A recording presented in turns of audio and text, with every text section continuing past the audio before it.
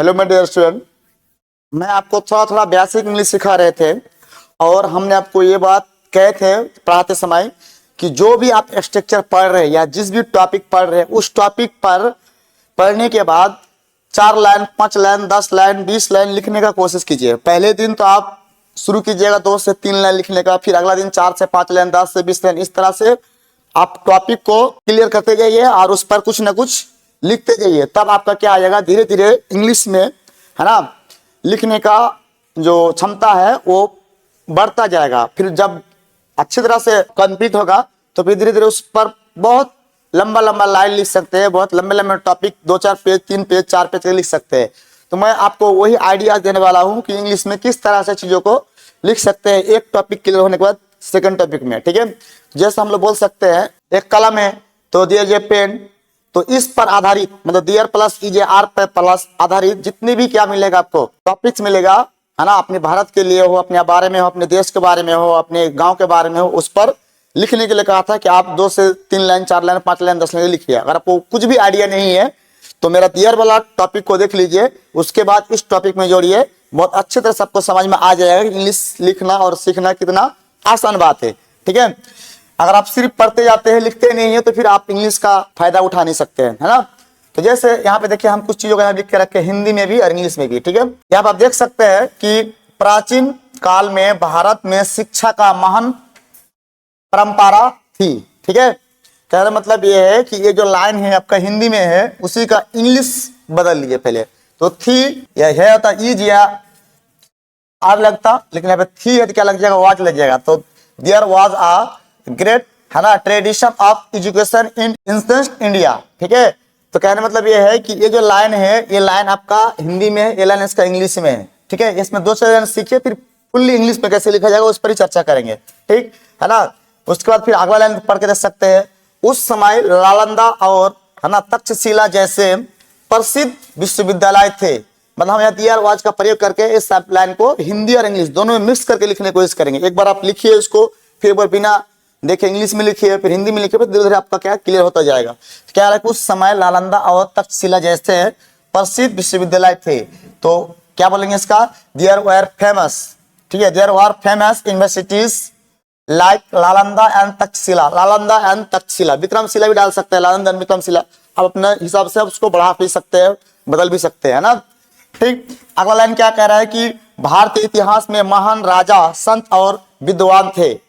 देखो ये वही दिया इज और वार का प्रयोग करके हम लोग क्या कर रहे हैं, ये सब चीजों को लिख रहे हैं। तो ऐसे ऐसे लिखते जाएंगे तो फिर आपका इंप्रूवमेंट आता जाएगा, इंग्लिश में अच्छी तरह से क्या हो जाएगा, समझ में आ जाएगा। ठीक, तो क्या लिखा है, there were many great kings, है ना, सेंट एंड स्कॉलर्स। ठीक है, कह रहा है कि भारतीय इतिहास में जो है बहुत सारे संत और राजा विद्वान थे। तो उसी बात को ले, there were many great kings and saint and scholars. लोगों के जीवन में सादगी और ईमानदारी थी, लोगों के जीवन में सादगी और ईमानदारी थी। तो क्या, there was simplicity and honesty, है ना, पीपल्स लिव्स। ठीक है, तो ये लाइन है इसका हिंदी में और उसी का क्या डाला है इंग्लिश में। तो क्या डाला है, आज भारत में विज्ञान और तकनीक में प्रगति है। तो इसका लंबा सेंटेंस क्या आ जाएगा, तो there is progress in science, है ना, in science and technology in India. मतलब भारत में जो प्रगति है वो किस में है, विज्ञान में है, साइंस में है और टेक्नोलॉजी में है। ठीक है, हमारा देश में डॉक्टर इंजीनियर और वैज्ञानिक है। तो इसी से भी अंग्रेजी में कैसे बोलेंगे, ठीक है, there are doctors engineers and scientist, there are doctors engineers and scientist in India. ठीक है, तो इस तरह से आप लिखते जाएंगे ना, धीरे धीरे क्या आ जाएगा, बहुत सारा चीज इंप्रूवमेंट आएगा। आप पहले हिंदी में सोचिए, फिर इंग्लिश में लिखिए, फिर 5 लाइन 10 लाइन 15 लाइन 20 लाइन का लिखते जाइए, फिर धीरे धीरे आप अच्छी तरह से उसको समझ पाएंगे, लिख पाएंगे। ठीक है, अब देख सकते हैं बहुत सारे लाइनें हैं जो लिखा हुआ है, इस आप पढ़ के भी समझ सकते हैं, इंग्लिश में भी है हिंदी में भी है। लेकिन ये फायदा उन्हीं को हो सकता है जो देयर इज आर और का बहुत अच्छी तरह से उसको पढ़ा है, और नहीं पढ़ा है तो इसको समझ में नहीं आएगा। ठीक है, तो जैसे यहाँ पे क्या एक लाइन लिखा, देखो, भारत में अनेक धर्म और भाषाएं है। क्या बस देयर आर मेनी रिलीजियस मतलब क्या आता, धर्म एंड लैंग्वेज इन इंडिया। ठीक है, तो बस वही देयर इज का ही प्रयोग करके हम लोग इसको बना रहे हैं। ठीक है। विविधता मतलब होता है डाइवर्सिटी, बोले हमारा देश में विविधता एवं एकता है, तो there is unity and diversity our country, in our country, है ना। तो इस तरह से उसको हम लोग इंग्लिश हिंदी मिक्स करके जब तक लिखने की कोशिश नहीं करेंगे तब तक हम इस चीज को सीख नहीं पाएंगे। जब सीख नहीं पाएंगे तो फिर आपको बहुत समस्या होगा चल के। जैसे यहाँ पे फुल्ली इंग्लिश में लिखा हुआ है, ठीक है, तो इस चीज को आप लोग भी समझ सकते हैं, है ना, फुल्ली इंग्लिश में, है ना। और समझना तो दूर की बात, आप पहले पढ़ लीजिए एक बार, फिर अपने तरीके से फिर लिखिए। ऐसा नहीं कि हम जो बोल रहे हैं सेम टू सेम उसी चीज को लिखिए, रट्टा मार लीजिए, नहीं, आप खुद से सोच सोच कर अलग से बना बना के लिख सकते हैं। तो India is a great country, मतलब इंडिया एक महान देश है, इसका मतलब क्या, इंडिया एक महान देश है।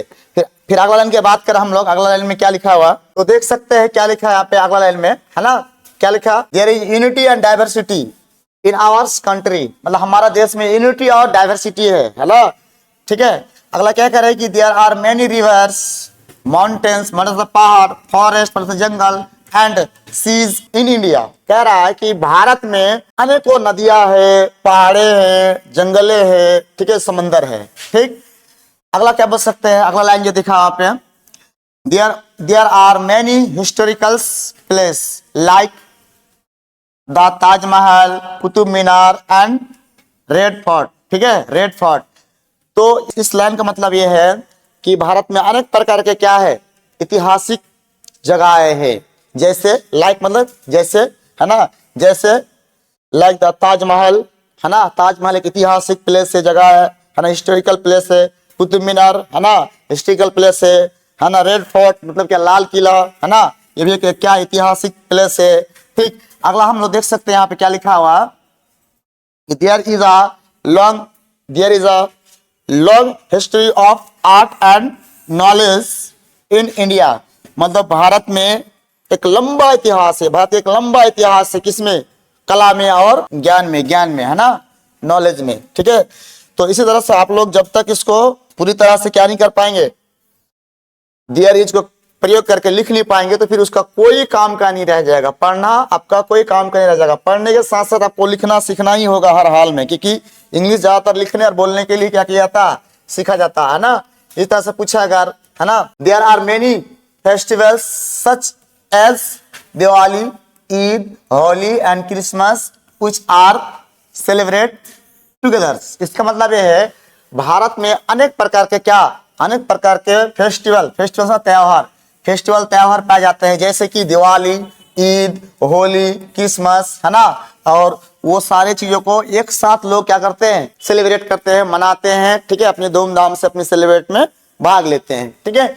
अगला क्या बोल सकते हैं, एंशिएंट टाइम्स, यहाँ क्या लिखा, there was a great tradition of education in India, मतलब भारत में जो है ना एक महान प्रसिद्ध एजुकेशन का एक जमाने में हक था, ट्रेडिशन था, ठीक है। अगला क्या कहा है कि there are famous universities like Nalanda, Takshashila, ठीक है, नालंदा, तक्षशिला, उसका और भी डाल सकता है विक्रमशिला, ये सब फेमस यूनिवर्सिटीज थे, किसमें, प्राचीन काल में। तो इस तरह से लाइन बाय लाइन आपको क्या करना होगा, लिखना होगा, पढ़ना होगा, समझना होगा, तभी आप जो है इंग्लिश में पढ़ने के बाद इंप्रूव कर पाएंगे। नहीं तो सिर्फ पढ़ते रहेंगे लेकिन आप 2 लाइन जब लिखने की बात आएगा तो आपका माइंड काम नहीं करेगा, कि लिखने के लिए आपको लिखने का आदत डालना ही पड़ेगा, है ना। तो ऐसे भी इसको देख सकते हैं, है ना, क्या क्या लिखा हुआ, क्या बोल सकते हैं कि there are many great kings, saints and scholars in India, है ना, इन हिस्टोरी, ठीक है, मतलब भारत के इतिहास में बहुत सारे महान राजाएं थे, है ना, संत थे, है ना। और अगला क्या, there was a honesty, respect and simplicity in people lives, और लोग बड़े सादगी से, ईमानदारी से और बहुत सिंपल तरीके से रहते थे, है ना।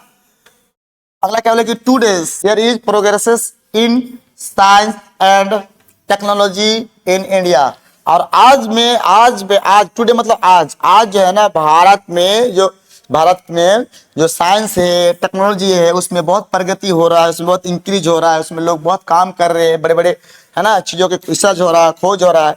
तो इस चीज को हम लोग इंग्लिश में लिख रहे हैं, किसका प्रयोग करके, देयर और इज और आर का प्रयोग करके, है ना।